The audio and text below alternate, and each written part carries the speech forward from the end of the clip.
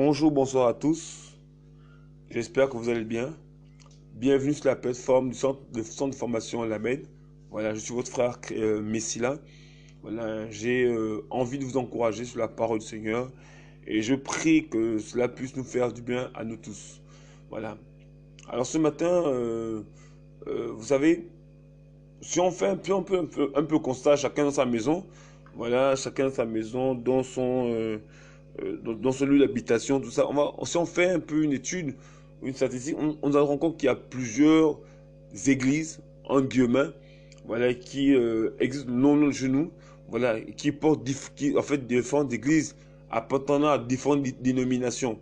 Voilà, on peut avoir, on peut dire vite fait comme ça, des églises évangéliques, l'église catholique, des églises protestantes, des églises presbytériennes, des églises luthériennes, des églises homosexuelles, voilà, les églises, je veux dire, éveillées, comme on appelle les églises de réveil, comme on appelle le plus souvent.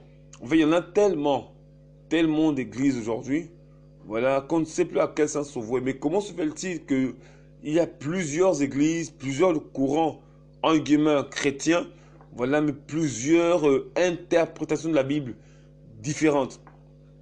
Voilà.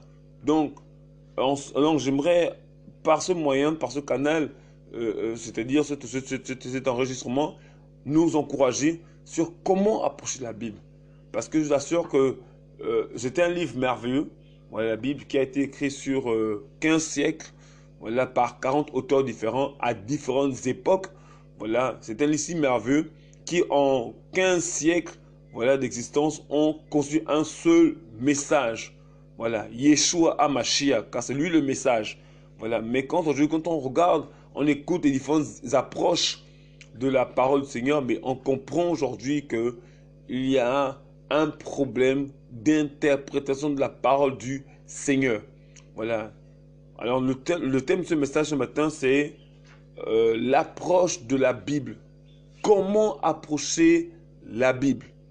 Comment on l'approche? Voilà. C'est un ouvrage qui est composé de 60 livres différents. Voilà. Mais pourtant, ça crée tellement de controverses dans différents milieux. Voilà. Comment approcher la Bible? Alors, nous allons commencer par prendre un texte que je sélectionne comme ça. On va prendre 2 Pierre chapitre 1, à partir du verset 19. L'approche de la Bible. Alors la Bible dit dans 2 Pierre chapitre 1, verset 19, la Bible dit, nous avons aussi la parole prophétique qui est très ferme, à laquelle vous faites bien être attentifs, comme à une lampe qui brille dans un lieu obscur, jusqu'à ce que le jour vienne apparaître et que l'étoile du matin se lève dans nos cœurs. Sachez d'abord ceci, qu'aucune prophétie de l'Écriture ne vient d'une interprétation particulière. Vous voyez? Eh bien, sachez, je reprends, verset 20. Sachez d'abord ceci, qu'aucune prophétie de l'Écriture ne vient d'une interprétation particulière. Car la prophétie n'a jamais été autrefois apportée par la volonté des humains, mais c'est porté par le Saint-Esprit que les saints hommes d'Élohim ont parlé. La Bible dit que la parole du Seigneur ne peut pas interpréter de manière particulière. Mais ça veut dire que c'est poussé par le Saint-Esprit que les saints hommes ont parlé. Ça veut dire que la compréhension de la parole du Seigneur repose sur l'illumination qui nous est accordée par le moyen du Saint-Esprit. Donc, on comprend déjà que pour comprendre la parole du Seigneur, il faut avoir le Saint-Esprit. Le Saint-Esprit est indispensable, important, obligatoire, impératif pour comprendre la parole du Seigneur.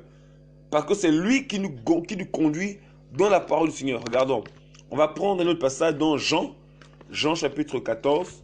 Nous sommes sur comment approcher la Bible. Alors, Jean 14, on va prendre verset 15. Jean 14, 15. La Bible dit, si vous m'aimez, gardez mes commandements, et moi, je prierai le Père qui vous donnera un défenseur pour demeurer avec vous éternellement. l'esprit de vérité que le monde ne peut recevoir parce qu'il ne le voit pas et qu'il ne le connaît pas. Mais vous le connaissez car il demeure avec vous. Il sera en vous. Je ne le laisserai pas, enfin je viens à vous. Un peu de temps, donc on voit déjà que le Seigneur promet ici le Saint-Esprit qui sera avec nous éternellement.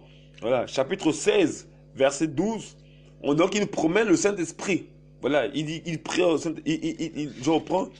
Voilà, merci Seigneur pour ces beaux passages. Il dit, l'Esprit de vérité que le monde ne peut recevoir parce qu'il ne le voit pas et qu'il ne le connaît pas. Mais vous le connaissez car il demeure avec vous, il sera avec vous. Je ne le laisserai pas orphelin, je viens à vous. Voilà.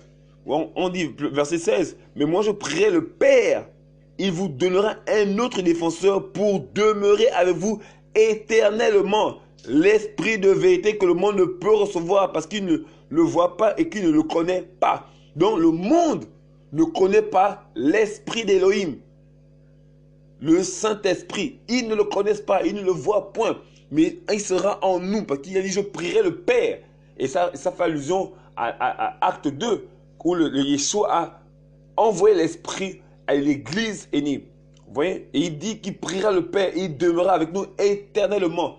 Donc l'Esprit est censé venir est venu en nous, non pas pour repartir, mais pour demeurer avec nous jusque dans l'éternité. Alléluia. Merci Seigneur pour cette belle parole. Chapitre 16, verset 12. J'ai encore beaucoup de choses à vous dire, mais vous ne pouvez pas les supporter maintenant. Mais quand il viendra, lui, l'Esprit de la vérité, il vous guidera dans toute la vérité. Il ne parlera pas de lui-même, mais il parle de tout ce qu'il aura entendu et vous annoncera les choses à venir. Il me glorifiera parce qu'il prendra de ce qui est à moi et vous l'annoncera. Tout ce que le Père a est à moi. C'est pourquoi j'ai dit, il prend ce qui est à moi et vous l'annoncera. Vous voyez, on dit ici que cet esprit, quand il viendra lui-même, il vous guidera dans toute la vérité. Donc c'est l'esprit qui nous conduit dans toute la vérité de la Bible. On l'a vu ensemble. Donc c'est l'esprit, le Saint-Esprit qui nous donne de comprendre sa parole. Et lui, il nous guide dans toute la pensée apostolique, la pensée prophétique, la pensée du Père. C'est lui qui nous révèle la pensée du Père. Donc sans le Saint-Esprit, nous ne pouvons pas comprendre la parole du Seigneur. En aucun moyen. Ça veut dire quoi? Ça veut dire que si des hommes aujourd'hui ont soi-disant l'Esprit du Seigneur, mais enseignent d'autres doctrines, donc ils sont animés d'un autre esprit. Parce que il est inconcevable d'observer que on est plusieurs chrétiens, on a plusieurs approches différentes. Plusieurs approches différentes. C'est forcément un problème. Ça veut dire qu'il y a des gens qui sont animés, non pas du Saint-Esprit, l'esprit d'Élohim, mais ils sont animés de l'esprit de l'erreur. Et comme c'est l'esprit de l'erreur, mais bien évidemment, ils enseignent des hérésies. Ils conduisent le peuple en erreur, ils induisent le peuple en erreur. Ils enseignent des doctrines ténébreuses. Alors, prenons notre passage dans 1 Timothée chapitre 4, verset 1. Merci Seigneur, la Bible dit, dans 1 Timothée chapitre 4, verset 1, l'Esprit dit expressément que dans le dernier temps, quelques-uns abandonneront la foi pour s'attacher à des esprits séducteurs et à des doctrines de démons. Ça veut dire, mon frère, ma soeur, que les démons aussi inspirent des doctrines, inspirent des paroles, inspirent des enseignements, inspirent des prédicateurs. Ça veut dire qu'il y a des gens qui sont animés des démons et il y a des gens qui sont animés de l'esprit du Seigneur. Et si tu es animé d'un démon, c'est normal que l'esprit qui t'anime va produire des œuvres, les œuvres qui sont dans leur cœur, qui ne sont pas les œuvres de la parole du Seigneur, mais les œuvres de Satan, le diable, le Baphomet, Mami Wata, les démons de l'enfer. Et naturellement, ça produit des fausses révélations, des fausses illuminations, des faux éclairages qui induisent le peuple en erreur. On dit bien l'esprit de l'erreur, comme dit Jean. Voilà, l'esprit de l'erreur. Prenons un passage. Merci Seigneur pour ton Saint-Esprit qui me remplit de sa grâce. Alléluia, je te bénis mon roi. Alléluia. Alors, donc on va prendre 2 Jean de Yohanan, chapitre 1. Bien évidemment, il n'y a qu'un seul chapitre. Verset 7. Car beaucoup de trompeurs sont venus dans le monde, ceux qui ne confessent pas que Yahushua Mashiach est venu en chair. Un tel homme est le trompeur et l'anti-Mashiach. Prenez garde à vous-même afin que vous ne perdiez pas le fruit de votre travail, le fruit du travail que vous avez fait, mais que vous recevez une pleine récompense. Quiconque va au-delà ne demeure pas dans la doctrine de Mashiach n'a pas Elohim. Ce qui demeure dans la doctrine du Mashiach a le Père et le Fils. Si quelqu'un vient à vous, n'apporte pas cette doctrine, ne réserve pas dans votre maison et ne lui dites pas salut. Quand ceux qui disent salut partent à ces mauvaises. On dit bien que celui-là c'est le trompeur. Vous voyez, on dit le trompeur, donc il vient pour tromper. Oui, frères et sœurs, qui vient pour tromper. Donc on comprend effectivement que, frères et sœurs, si les gens comprennent mal la parole, mais parce que en fait, ils ont été trompés par l'esprit de l'anti-Mashiach. N'oubliez pas que Satan vient à tout pour but de singer singer le Seigneur. Donc il va emmener des enseignements qui viennent troubler le peuple, qui viennent tromper le peuple. Et les gens sont ensorcelés. Comme Paul a dit aux Galates, oh Galates, donc Galates 3:1, oh Galates, qui vous a ensorcelé? Parce que l'esprit qui travaille derrière, ce n'est pas l'esprit qui éclaire, qui libère, mais qui trompe, qui aveugle, qui ensorcelle. Parce que l'esprit du Seigneur a un seul but, c'est libérer son peuple. Alléluia. Vous comprenez? Donc si l'esprit que tu as reçu te rend captif des pasteurs, captif des prophètes, captif des apôtres, mais ça veut dire que l'esprit qui travaille derrière, c'est un esprit qui vient de l'ennemi, qui vient de Satan, qui vient de l'enfer, parce que l'esprit que nous avons reçu vient rendre le peuple libre. Alléluia. On va prendre, et là encore dans l'introduction, on n'est pas encore entré sur la Bible, mais on doit présenter un peu les caractéristiques de la pensée de l'esprit. Parce que c'est quand l'esprit travaille, l'esprit a un seul but, c'est libérer son peuple, libérer le peuple d'Élohim par la puissance de cet esprit, au nom puissant de Yeshua. Regardez un peu. Galates chapitre 5, verset 1. Galates chapitre 5, voici la pensée de l'esprit. Galates chapitre 5, verset 1. Je vais le lire pour vous très rapidement. Galates chapitre 5, verset 1. La Bible dit ici, demeurez donc ferme dans la liberté pour laquelle Mashiach vous a rendu libre. Ne soyez pas de nouveau pris au piège par le joug de l'esclavage. D'autres versions disent, par exemple, c'est pour la liberté que Mashiach, le Christ, vous a affranchi. Demeurez donc ferme, ne vous laissez pas mettre de nouveau sur le joug de la servitude. Il dit bien que demeurez donc ferme. Vous voyez? Il dit bien c'est pour la liberté que Christ, Yeshua, vous a affranchi. Donc l'esprit nous a affranchis pour être libres. Pas pour être esclaves des hommes et des femmes. Pas pour être esclaves des pasteurs, des prophètes, des apôtres. Mais libre pour servir Yeshua.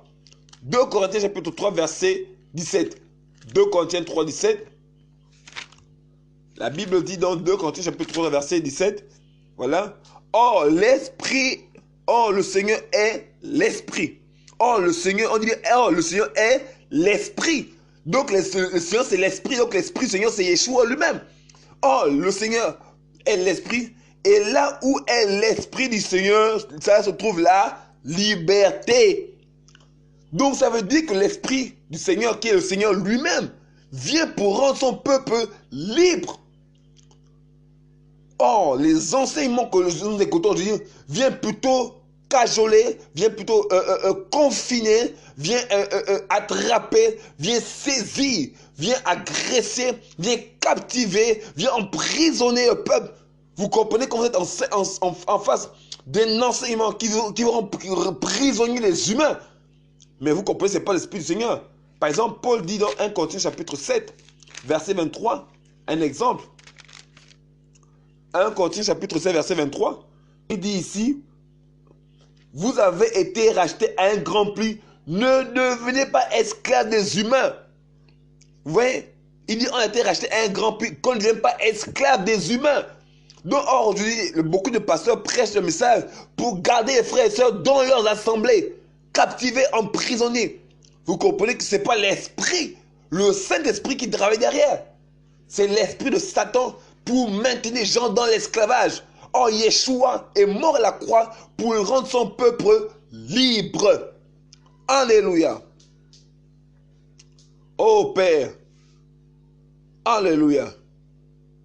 C'est ça l'évangile. Donc, vous voyez qu'on peut voir maintenant, en fait, quelles sont les caractéristiques. Et quand le Seigneur permettra, on va rentrer dans les. On va développer même des caractéristiques, même, voilà, selon que le Seigneur nous conduit. Parce qu'on veut développer sur les caractéristiques de l'esprit. L'esprit travaille comment? Quelle est la pensée de l'esprit? Vous savez, on enseigne, hein, mais c'est le Seigneur qui conduit, hein, les caractéristiques de l'esprit. On a vu tout à l'heure que l'esprit vient rendre son peuple libre. On a vu qu'il vient rendre libre. L'esprit, quelle est la pensée de l'esprit dans la parole du Seigneur? L'esprit transmet la liberté. On l'a vu ensemble. L'esprit vient aussi donner la gratuité de l'évangile. La Bible dit dans Matthieu chapitre 10, verset 8. Matthieu chapitre 10, verset 8. Voilà. Il dit, guérissez les malades, rendez purs les lépreux, ressuscitez les morts, chassez les démons, vous avez reçu gratuitement, donné gratuitement. Dans tout message où derrière on sollicite de l'argent, vous comprenez derrière que ce n'est pas le Seigneur. Je ne parle pas de soutenir une œuvre afin que le royaume du Seigneur puisse continuer à se répandre. Mais toutes sortes de manipulations, au front de l'étoile, au front du pasteur, au front du prophète, la dîme, ou tous ces messages qui viennent nous rendre captifs et captives pour les frères et sœurs, qui vous maintiennent dans une sorte de spirale infernale qui essaie de vous absorber, vous épuiser financièrement. Vous comprenez que ce message, je vais pas du Seigneur. Parce que l'évangile dit que vous avez reçu gratuitement, donné gratuitement. Ici au pays, par exemple, vous allez observer que pour voir un pasteur, un prédicateur, on vous demande le prix, on vous demande la consultation, 5 000 francs. Escroquerie, sorcellerie. Or, l'évangile est gratuit. Vous voyez bien? Voici un peu quelques éléments, voilà, qui montrent comment aujourd'hui, comment les gens sont induits en erreur. Voici des éléments, voilà, qui n'ont rien à voir avec la parole du Seigneur. Regardez comment le peuple est aveuglé. Regardez comment le peuple est rendu esclave. Le peuple n'est plus libre. Les gens ont du mal à pouvoir servir librement le Seigneur. Regardez, on appelle la liberté tout à l'heure. Mais la liberté, c'est quoi la liberté? Paul dit, on a lu tout à l'heure que Christ est mort à la croix pour nous rendre libres. Mais ce que vous ne faites pas, cette liberté imprêtée pour vivre selon la chair. C'est que nous sommes poussés à pouvoir sortir de toutes sortes d'esclavage. Par exemple, aujourd'hui nous sommes dimanche, mais plutôt nous sommes samedi aujourd'hui, mais demain c'est dimanche. Et je ne suis pas obligé d'aller dimanche en assemblée. Parce que je suis libre. Parce que je suis libre. Oui, frère et sœurs, dimanche n'est pas le jour du Seigneur. Parce que dans l'Écriture, le jour du Seigneur correspond au jour de la vengeance. C'est une peur qui est réservée à la peur de la grande tribulation. C'est un jour de la colère du Seigneur contre tous ses ennemis. Mais vous voyez qu'aujourd'hui, les gens confondent tout. Frère, la Bible dit que là où 2 ou 3 sont assemblés, non, je suis au milieu d'eux. Ça veut dire que frère, dimanche, je peux être à la maison avec ma femme, mes enfants. Voilà, je prie à la maison. Celui qui a créé les yeux, est-il aveugle? Non. Celui qui a créé les oreilles, est-il sourd? Non. Celui qui a créé la bouche, est-il muet? Non. Je peux prier le dimanche à la maison. Je ne suis pas obligé de sortir. Je peux rester dans ma maison. Je ne pêche pas, frères et sœurs. N'oubliez pas, frères et sœurs, vous devez être libre. Vous devez être libre. Voilà. La liberté. Les messages, regardez par exemple, récemment on a vu une assemblée VLR dirigée par un faux prophète, un fils de Satan, voilà, qui a fait un événement, voilà, l'assemblée VLR, Vérité pour Liberté Réelle. Voilà, cette assemblée a fait un grand événement où ils ont mis en place un concept qu'ils appelaient Aquilas et Priscille. Et dans ce concept-là, voilà, ils disent que comme on est chrétien, toutes les choses qui sont dans le monde, nous pouvons nous les sanctifier. Voilà, les sanctifier. Et là que se sanctifient, nous pouvons les utiliser. De ce fait, ils ont pris des musiques mondaines. Voilà. Imaginez par exemple, on prend une musique de Michael Jackson, on enlève les paroles et puis on met les paroles en guillemets du Seigneur pour convertir les païens. Est-ce que l'Esprit du Seigneur travaille comme ça? Mais regardons la parole. Quelle est la pensée de l'Esprit par rapport à ça? On va voir ensemble. Parce qu'ils prennent un passage de Tite. Passage de Tite chapitre 1. Parce que frères et sœurs, quand on parle de la parole du Seigneur, il faut se demander, est-ce que c'est la pensée de l'Esprit? Voilà. Tite chapitre 1, verset 15. Il dit, toutes choses sont en effet pures pour ceux qui sont purs, mais rien n'est pur pour ceux qui sont impurs et incrédules, mais leurs pensées et leur conscience sont souillées. Donc il dit que toute chose est pure pour ceux qui sont purs. Ce monsieur a pris par exemple une guitare. Voilà, il dit que cette guitare n'a pas été faite par des chrétiens mais pas des païens. Mais dès que lors il apprend en lui en guillemets chrétien, c'est pas un chrétien, c'est un fils de Satan. Voilà, il apprend et aujourd'hui elle est sanctifiée. Mais j'aimerais nous rappeler une chose. Premièrement, ce monsieur se trompe. Pourquoi? Parce que ce n'est pas nous qui sanctifions les gens. C'est Yeshua qui sanctifie son peuple. C'est lui qui rend saint depuis l'ancienne alliance. La Bible dit, vous serez saints car je suis saint. Regardez, on va prendre Hébreux chapitre 10. Hébreux 10, 10. Hébreux 10, 10. La Bible dit dans Hébreux 10, 10. Oh, c'est par cette volonté que nous sommes sanctifiés au moyen de l'offrande du corps de Yahushua Mashiach qui a été fait une fois pour toutes. Verset 14. Car par une seule offrande, il a rendu parfait pour toujours ceux qui sont sanctifiés. Donc c'est le Seigneur qui sanctifie. Nul n'a le pouvoir de se sanctifier. La Bible déclare que dans Romains 3, 23, car tous ont péché et sont privés de la gloire du Seigneur. Même si nous nous consacrons, c'est lui qui nous consacre. C'est lui qui nous fortifie. C'est lui qui nous remplit. Voilà pourquoi on s'abstient du péché. Parce que le péché souille notre âme. Et c'est lui qui, par son sang précieux, sa présence nous sanctifie. La Bible dit dans Jean 17, 17, Père, sanctifie-les par ta vérité, car ta parole est la vérité. Donc c'est Seigneur qui sanctifie. Ce n'est pas un pasteur qui peut consacrer quoi que ce soit. C'est le Seigneur qui sanctifie. Mais ça veut dire que bien qu'on est sanctifié, ça veut dire qu'aujourd'hui nous sommes tenus à observer sa parole dans les moindres détails. Ainsi, parce que nous sommes sanctifiés, mais tout ce qu'on touche, et c'est le Seigneur qui le purifie. Ce n'est pas nous qui le purifions. Mais oui, et ce monsieur a dit, non, donc qu'est-ce qu'ils ont fait? Ils ont pris des musiques du monde, des musiques de Awilo Longomba, de Mewe, des artistes profanes appartenant au monde païen. Il a pris des musiques de plein d'artistes païens, voilà, parce que lui-même c'était un païen, voilà. Ils ont pris des musiques, voilà, et ils se sont mis à chanter dessus. Et on a vu même comment sa femme, qui appelle la première dame, voilà, cette femme a dansé la classique. La classique, c'est une musique, les musiques des années, on va dire les années 80, les années 70, 80, 90. Voilà, c'était un style de musique, voilà, qui est dansé régulièrement par certaines personnes. Voilà. Des musiques comme par exemple par Madonna, tout ça là. Voilà. Et sa femme preste. On voit des jeunes dans la vidéo qui font du break dance. Il y a des concours de rap, concours de break dance et bien d'autres choses. Mes frères, quelle est la pensée de l'esprit? Voyons ensemble la pensée de l'esprit. Que dit l'esprit par rapport à ça?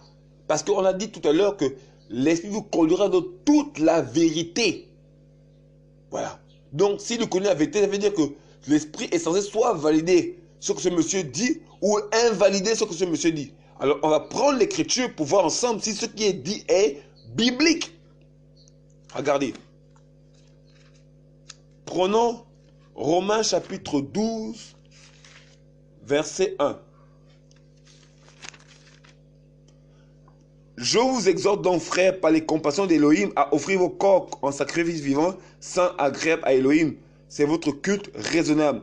Ne vous conformez pas à l'âge présent, mais soyez transformés par le renouvellement d'intelligence de votre esprit, ou bien votre intelligence ou votre esprit, avez-vous éprouvé quelle est la volonté de l'Élohim, ce qui est bon, agréable et parfait. Il dit, ne vous conformez pas au siècle présent, ou bien à l'âge présent. Non, ne marchez pas comme le monde marche. C'est ce que la Bible me dit. Ça veut dire que si je ne marche pas comme le monde, ça veut dire que si je ne dois pas marcher comme le monde marche, ça veut dire que je ne peux pas prendre les mesures du monde et chanter avec. Prenons encore 1 Jean chapitre 2 verset 15.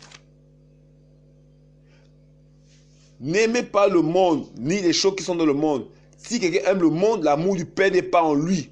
Car tout ce qui est dans le monde, la convoitise de la chair, la convoitise des yeux, l'orgueil de la vie ne vient pas du Père, mais du monde. Et le monde passe avec cette convoitise. Mais ce qui fait la volonté de l'Élohim demeure pour l'éternité, bien éternellement. Jacques 4.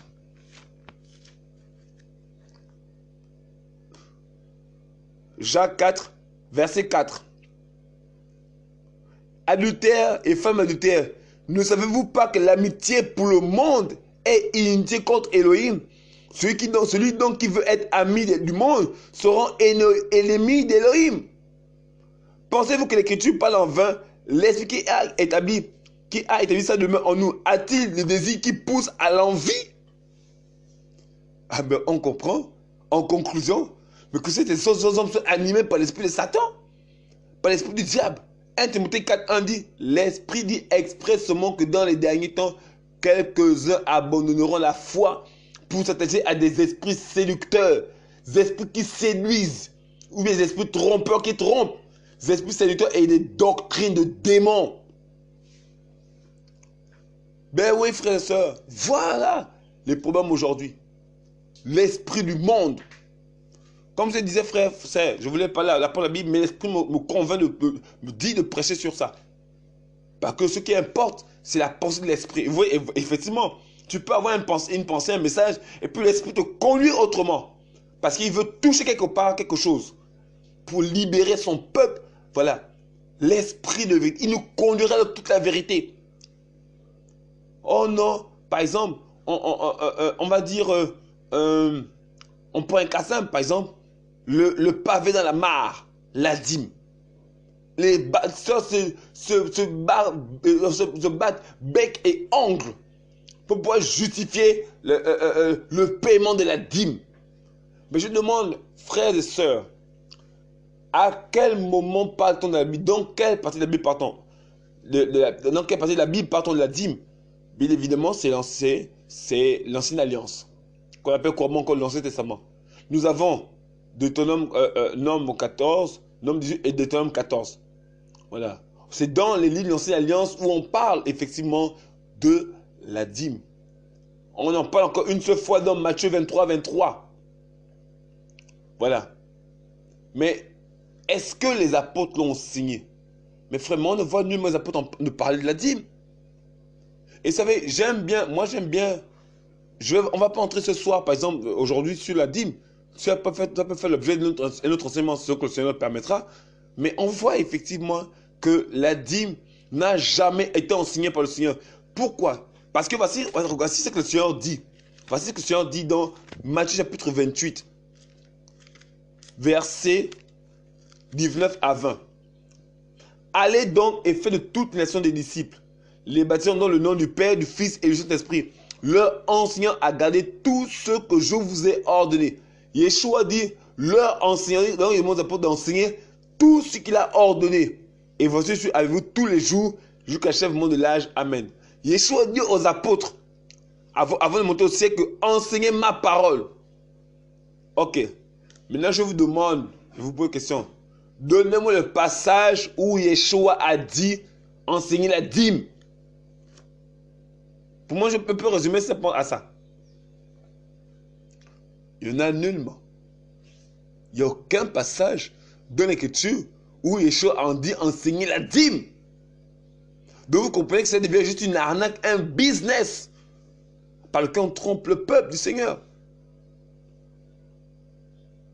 Voilà, frères et sœurs.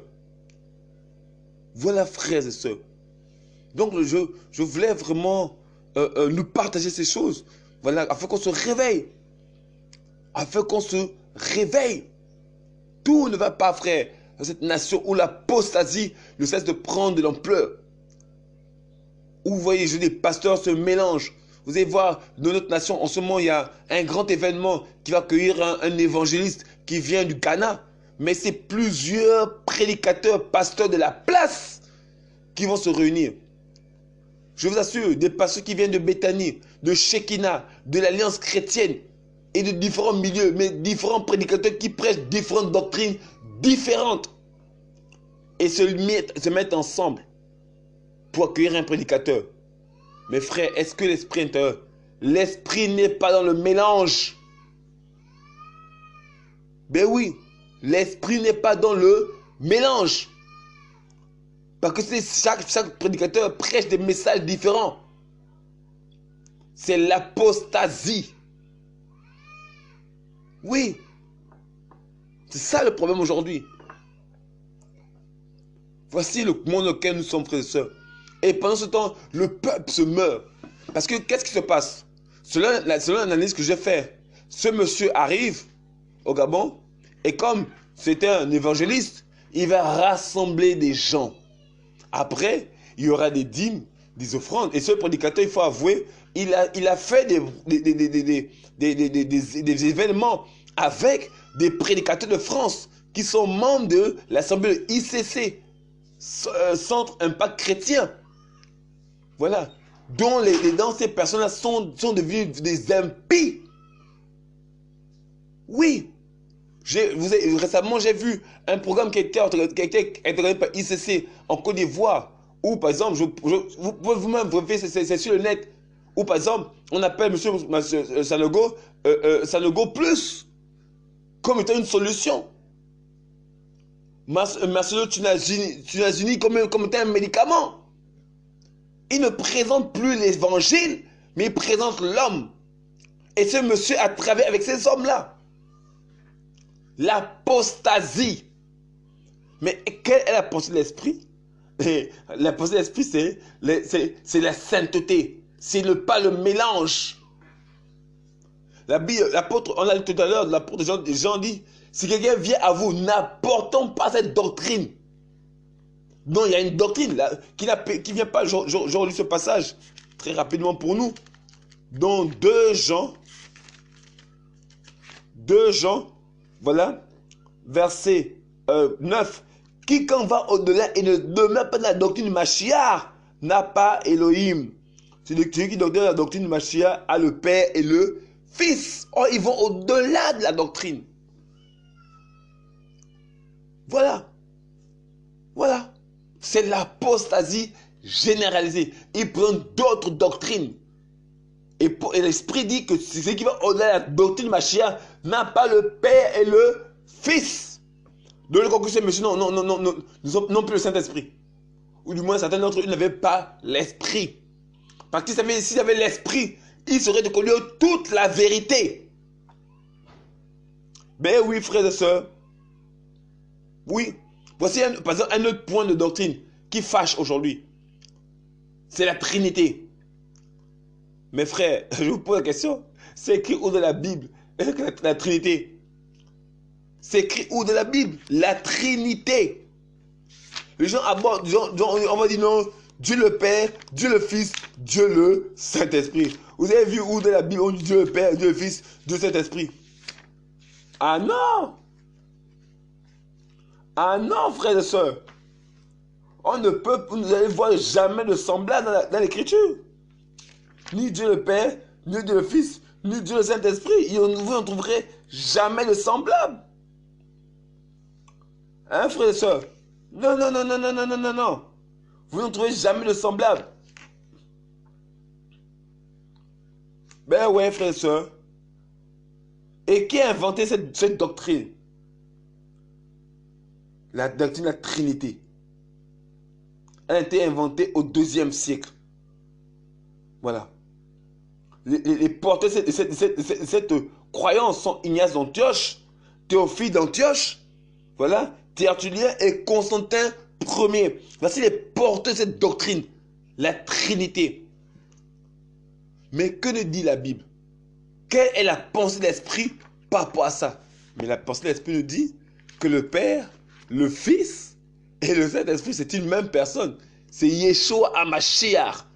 On va déjà montrer que, que l'Esprit et l'Esprit, on a vu tout à l'heure, on dit le Seigneur est l'Esprit. Dans 2 Corinthiens chapitre 3, regardez, on va lire ensemble. 2 Corinthiens 3, 17, il dit, or, le Seigneur est l'Esprit. Hein, donc le Seigneur c'est l'Esprit. Prenons Acte 16. La pensée de l'Esprit. Nous allons plutôt intituler notre message de ce matin sur la pensée de l'Esprit par rapport à la parole du Seigneur. Quelle est la pensée de l'Esprit par rapport à la parole du Seigneur? On doit tout ce qu'on reçoit comme enseignement, nous devons les comparer à la lumière de ce que les apôtres nous ont laissé comme témoignage. L'héritage qu'ils nous ont laissé, c'est la parole du Seigneur, l'enseignement apostolique. La Bible déclare dans Acte 2, 42, ils persévéraient dans l'enseignement des apôtres, la fraction de pain, la communion fraternelle et les prières. Donc l'Esprit a enseigné les apôtres et cette même parole nous est enseignée aujourd'hui par le Saint-Esprit. Voilà, Acte chapitre 16, on va dire à partir du verset 6. Mais lorsqu'ils eurent traversé la Phrygie et le pays de la Galatie, ayant été empêchés par le Saint-Esprit d'annoncer la parole en Asie, et étant venus en Mysie, ils essayaient d'aller en Bithynie, mais l'esprit de Yehoshua, ou l'esprit de Jésus de Nazareth, ne leur permit pas. On dit l'esprit de Yehoshua, le Saint-Esprit, c'est l'esprit de Yehoshua.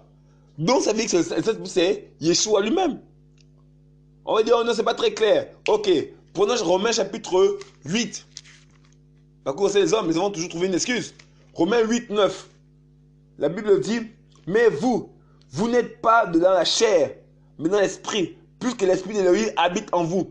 Mais si quelqu'un n'a pas l'esprit du Mashiach, alléluia, il ne lui appartient pas. Donc le Saint-Esprit, c'est Mashiach Yeshua lui-même. Le Fils, pas besoin de dire, c'est Yeshua lui-même. Mais est-ce que le Père, c'est Yeshua? Ben oui. Prenons la parole du Seigneur. On doit toujours connaître la pensée de l'Esprit par rapport aux différentes doctrines qui sont enseignées ça et là. On doit connaître la pensée de l'Esprit. Jean chapitre 17. Jean chapitre 17. Ok. On va prendre la partie verset 4. Je t'ai glorifié sur la terre. Je prends verset 1 même pour la bonne compréhension. Ayant ainsi parlé, Yahushua leva les yeux au ciel et dit, Père, l'heure est venue, glorifie ton Fils afin que ton Fils te glorifie. Selon que tu lui as donné autorité sur toute chair, afin qu'il donne la vie éternelle à tous ceux que tu lui as donnés. Or, la vie éternelle, c'est qu'ils te connaissent, toi le seul vrai, le seul véritable Elohim, et ce que tu as envoyé, Yeshua Mashiach. Je t'ai glorifié sur la terre. J'ai achevé l'œuvre que tu m'as donnée à faire. Maintenant, glorifie-moi, toi, Père, auprès de toi-même, la gloire que j'avais auprès de toi avant que le monde fût. J'ai manifesté ton nom aux hommes que tu as tirés du monde pour me les donner. Ils étaient à toi et tu me les as donnés. Ils ont gardé ta parole. Ça commence bien. Verset 7. Maintenant, ils ont connu que tout ce que tu m'as donné vient de toi. Parce que je leur ai donné les paroles que tu m'as données. C'est Yeshua qui parle. Il parle au Père. Il dit, je leur ai donné la parole que tu m'as donnée. Ils les ont reçus. Ils ont connu vraiment que je suis sorti de toi et ils ont cru que tu m'as envoyé. Je prie pour eux. Je ne prie pas pour le monde, mais pour ceux que tu m'as donnés, parce qu'ils sont à toi. Tout ce qui est à moi est à toi, et tout ce qui est à toi est à moi, je suis glorifié en eux. Je ne suis plus dans le monde, mais ceux-ci sont dans le monde, et moi, je vais à toi. Père Saint, garde-les en ton nom que tu m'as donné, afin qu'ils soient un comme nous sommes un, afin qu'ils soient un comme nous. Yeshua dit, Père Saint, garde-les en ton nom que tu m'as donné. Yeshua dit que le nom qu'il porte, c'est le nom du Père. Donc, en conclusion, ça veut dire que le nom du Père, c'est Yeshua. Puis il dit Père. Verset 11, je reprends. Je ne suis plus dans le monde, mais ceux-ci sont dans le monde. Mais moi, je vais à toi. Père Saint, garde-les en ton nom que tu m'as donné. Donc Yeshua, le maître dit que le nom qu'il porte, c'est le nom du Père. C'est le français, les frères et sœurs. Donc ça veut dire que le Père, c'est Yeshua. Alléluia. Quand j'étais avec eux dans le monde, je les gardais en ton nom que tu m'as donné. Il reprend. Je les ai gardés. Il dit, oh, alléluia. Quand j'étais avec eux dans le monde, je les gardais en ton nom que tu m'as donné. Waouh.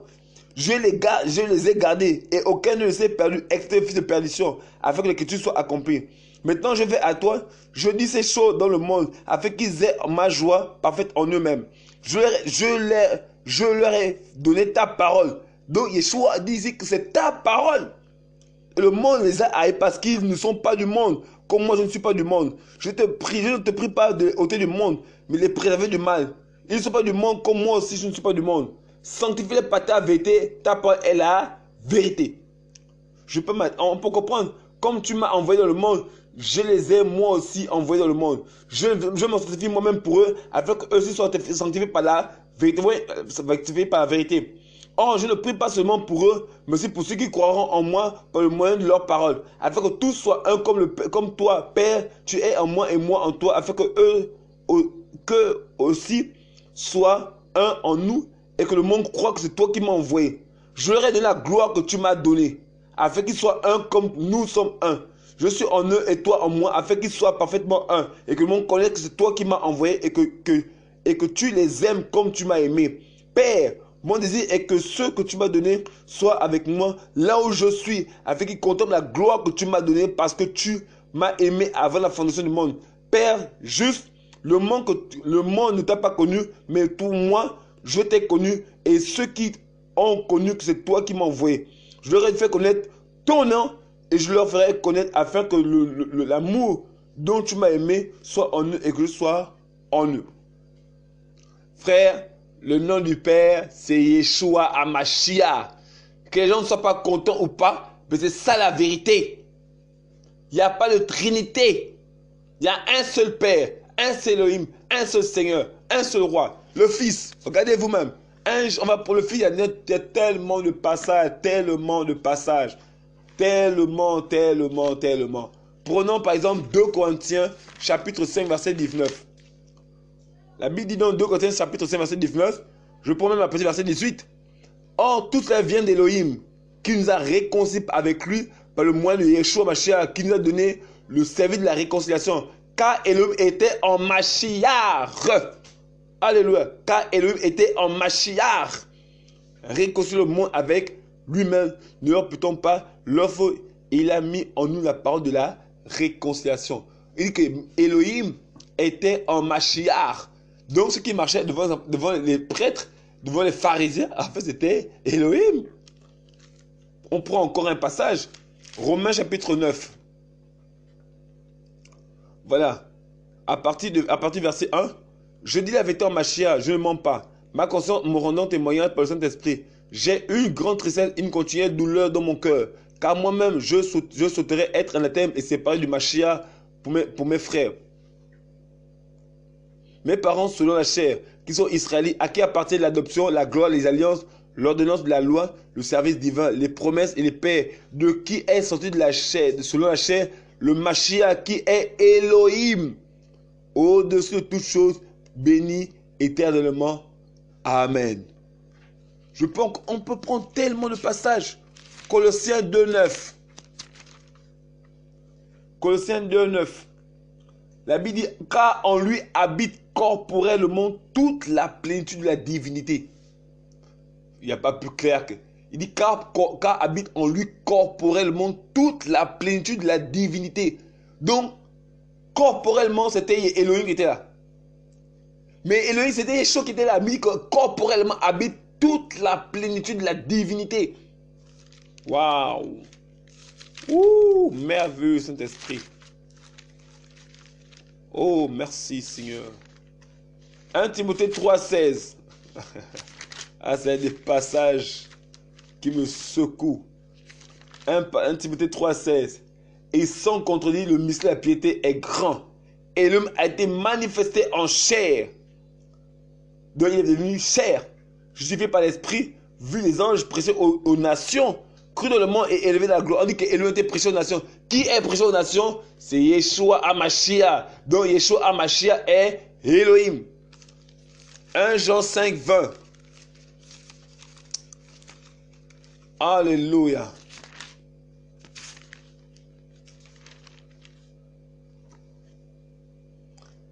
Jean 5, 20.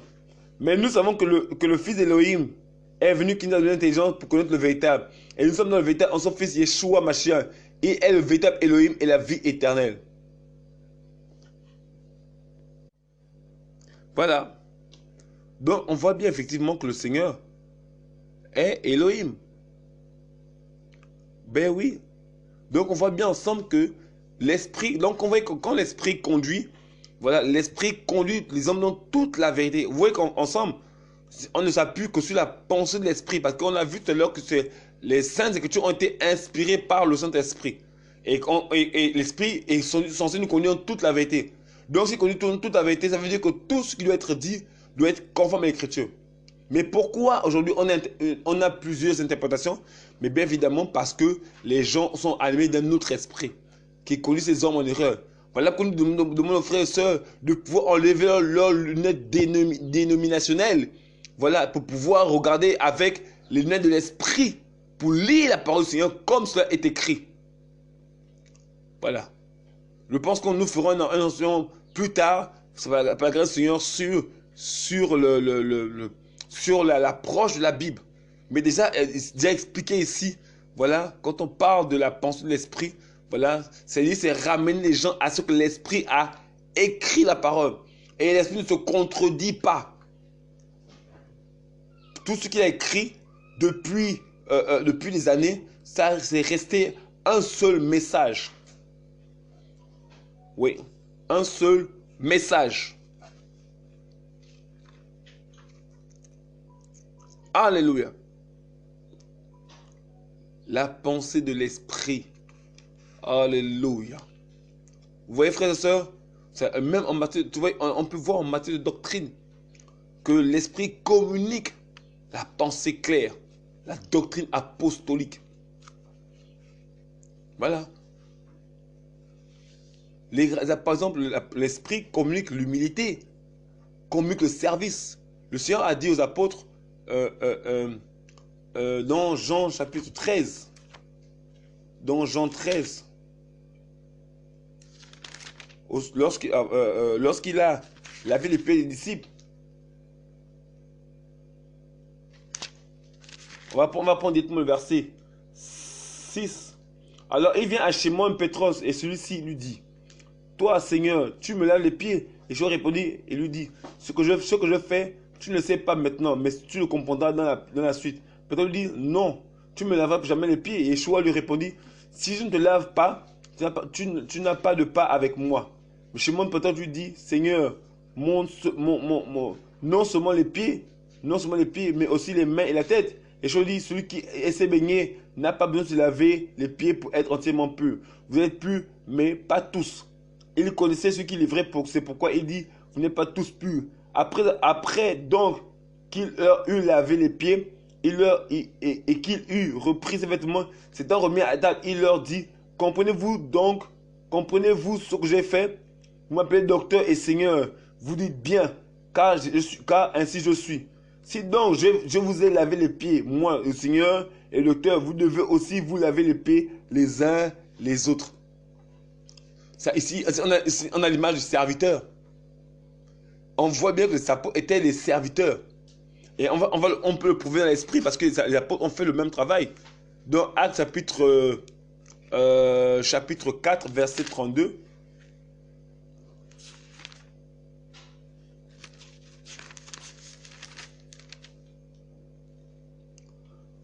Or, la multitude de ceux qui croyaient n'était qu'un cœur et qu'une âme. Personne ne disant que ces biens lui appartenaient en propre, mais toutes ces choses étaient communes entre eux. Les apôtres rendaient témoignage avec une grande force de la résurrection de Yeshua. Et une grâce était sur eux tous, car il n'y avait parmi eux aucun indigent. Parce que tout ce qui possédait des terres ou des maisons les vendait et ils apportaient le prix des choses vendues et mettaient au pied des apôtres et on le distribuait à chacun selon qu'il en avait besoin. Donc, vous savez que les apôtres étaient des diacres. Ils distribuaient l'argent qu'ils recevaient des frères et des sœurs aux frères et sœurs selon leurs besoins. Donc, on voit ici que les apôtres étaient au service des autres. Or, dans vos assemblées, est-ce que les pasteurs sont à votre service? Est-ce que c'est vous qui vous êtes à leur service? Parce qu'on voit les apôtres ici être au service des autres frères.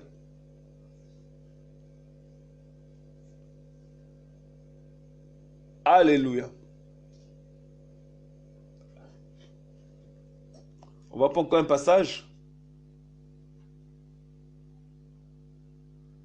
On va prendre encore un passage. Acte 6. Verset 1. Or, ce jour-là, les disciples se multipliant, il s'éleva un murmure des hellénistes contre les Hébreux parce que leurs vœux étaient négligés dans le service quotidien. Mais nous, ayant convoqué la multitude des disciples, leur dit, il n'est pas convenable que nous laissions la parole de l'homme pour servir aux tables. Regardez donc, frères, pour choisir 7 hommes parmi vous, de qui l'on rend un bon témoignage rempli l'esprit de sagesse et auquel nous confions ce devoir. Et nous continuerons à vaquer à la prière et au service de la parole. On dit qu'ils étaient aux tables. On voit effectivement que les apôtres, voilà, étaient au service des tables. Donc, vous voyez que l'esprit du Seigneur va nous toute la vérité. Et cette vérité nous ramène simplement à l'écriture, à ce que l'esprit a inspiré par le moyen des apôtres, enfin, inspiré aux apôtres, qu'ils ont mis sous écrit. C'est ça la pensée du Seigneur. C'est ça la pensée de l'esprit. Voilà. Donc, je voulais vraiment nous encourager, selon que le Seigneur me conduisait, afin qu'on puisse avoir les yeux fixés sur la parole apostolique, les enseignements des apôtres. C'est important, frères et sœurs, de savoir qui nous servons, ce monde ou Yeshua. Si on suit Yeshua, alors nous devons marcher comme Yeshua lui-même a marché. Parce qu'il déclare dans 1 Jean 2, 6. Voilà, 1 Jean 2, 6. 1 Jean 2, 6.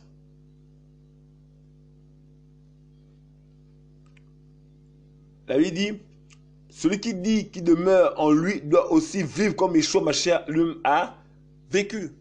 Donc, vous savez, quand on parle de la pensée d'esprit, c'est vraiment ce que l'esprit a inspiré. Et la vie, le modèle.